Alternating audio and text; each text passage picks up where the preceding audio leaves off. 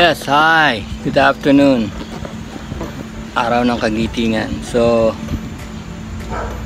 yung part 2 na to ng ating Mekos. Kinumbine natin yung dalawang bikes natin, which is right there. The other one is, meron ako nakitang category sa isang exhibit, convention. Weird as fuck. Merong clean as fuck, merong weird as fuck. Weird AF. So parang gusto ko talaga yung weird, no? Gusto ko talaga ma-target yung mga weird.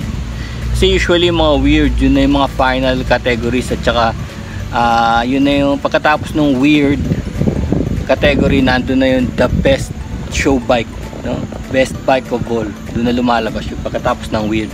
So napupunta sa mga weird bikes, yun ang mga nakakatakaw pansin, no? Ngayon, meron na tayong kagaya ng isa, yun yung weird AF.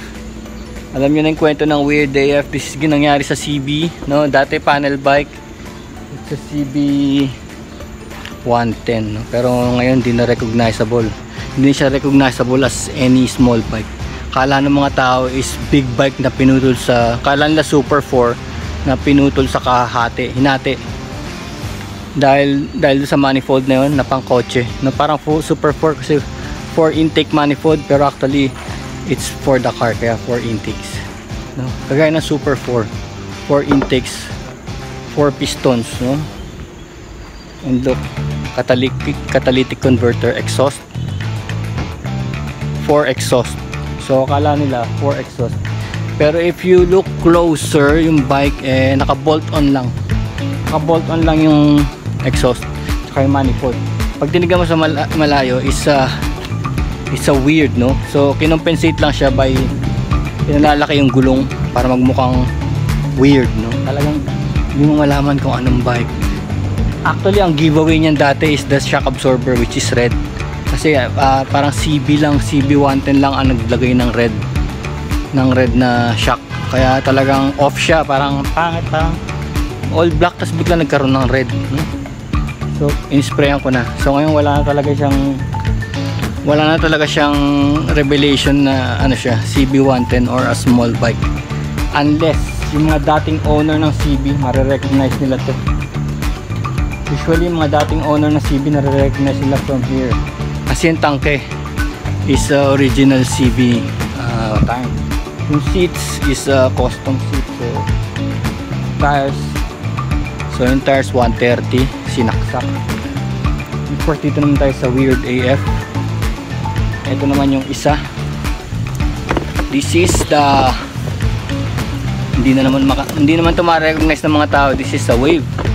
Unless you're following the channel, this is a Wave 125cc.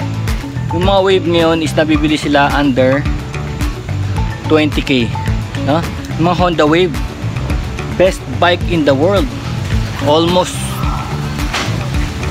110 million and counting ang nagawa nila mula sa cab, Super Cab. Same engine, single overhead cam, 2 valve single piston, no? 110cc or 125cc, and of course very reliable. Lahat ng road conditions pwede siya. Simple, yung sinasabi ko sa inyo lagi, there's a tank, there's 2 wheels, there's an engine, no? Basta good tires, good engine, good tank, good handle, kahit na anong bike pwede mong gawin dyan. Actually this is an underbone, nilagyan ko lang ng backbone. Ayan, no? Nilagyan ko lang. Ngayon papakita ko sa inyo.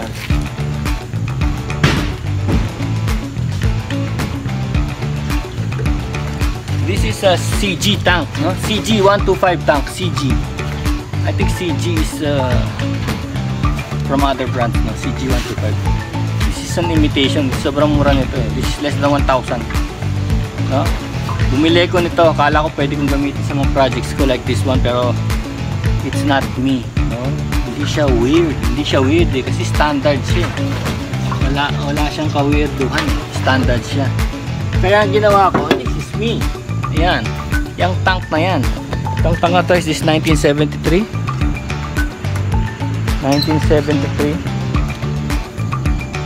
generator tank.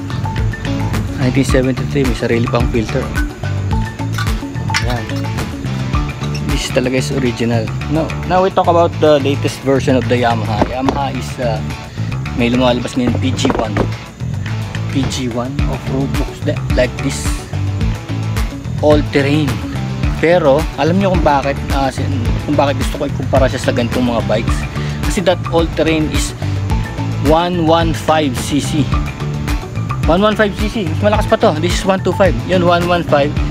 Same principle, same power, single overhead cam, 2 valve, single piston, no, around 7,000 Newton meters. So ang piston niya is 50, which is small, no? Kasi ang ano nung katipiran, kasi alam mo yung mga 110 na yun, kung ba't nilagay na 110 na yun, from General Nakar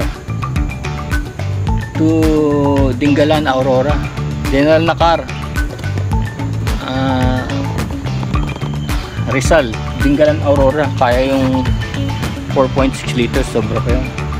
So sobrang tipid kasi lumalabas dito pagka ikaw ay naka 110cc, pwede kang umabot ng 67 easily, 67 kilometers per liter, like this one. This one is 110cc. This is walwal mode, 67 kilometers per liter. Ngayon kung straight 1 liter straight, uubusin mo 100.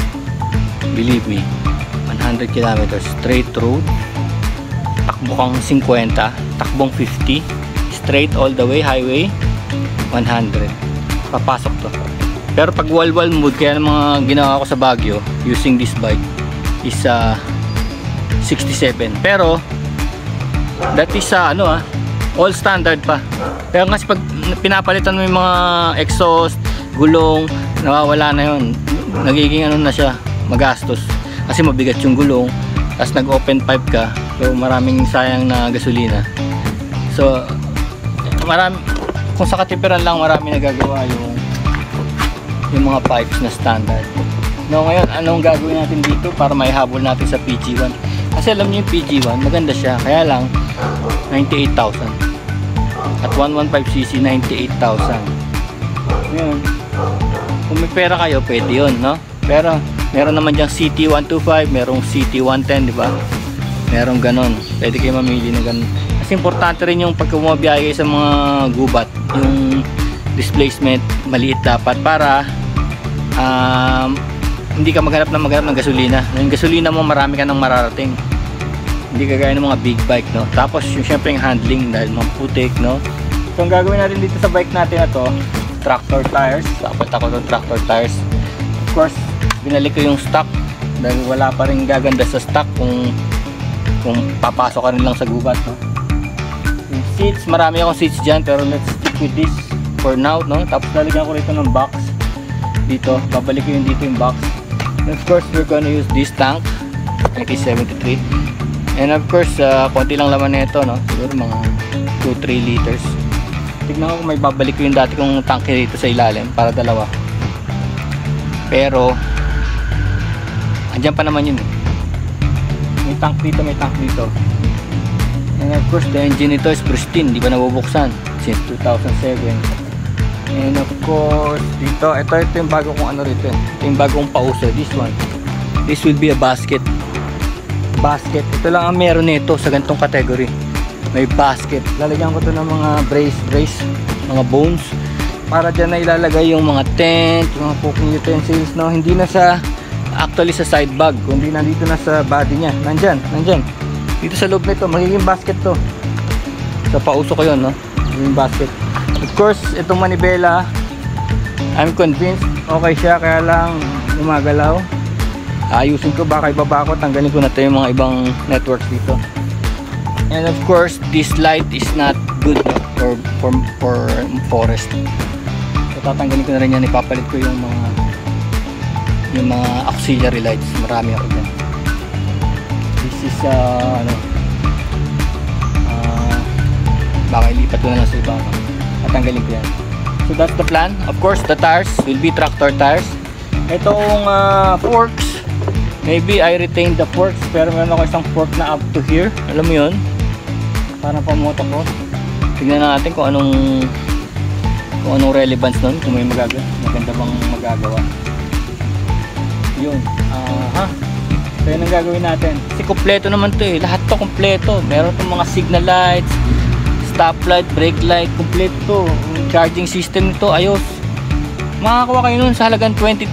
Makakakuha kayo ng ganitong bike and then start converting from there. Ang unang gagawin nyo talaga is the tires. Palitan nyo ng tractor tires. Actually nakita ko yung PG1, Yamaha PG1, maganda yung tires niya eh. Maganda, tsaka pinalaki na niya. Malapad na yung kanyang yung kanyang rim. Hindi kagaya nitong manipis, pero problema sa kanya size 16. Size 16. Itong sasabihin ko sa inyo, size 16, hindi siya available sa kahit saang mumunting shop sa buong Pilipinas. Kung ta-travel kayo, hindi siya masyadong available yung size 16. Ang available is size 17 at saka yung pang scooter. Size 16 is parang gray area, no? Sana magbago na yun kung sisikat yung PG1 na. Ba't nila ginawang 16? Di pa nila ginawang 17. Ang daming 17 ngayon. Ultimo mga Rossi Classic 250, 17. Yung CB, 17. Itong Wave, 17. Yung Rouser, 17. Ba't naman sila nagawa ng size 16? Sayang, no? Kasi una-una, pag nasira, wasak na wasak yung gulong mo, maghanap ka talaga sa kali, yung papalit ka na, no? Sayang. Pero ewan ko, baka I may be wrong, no? Baka kalat na rin yung 16.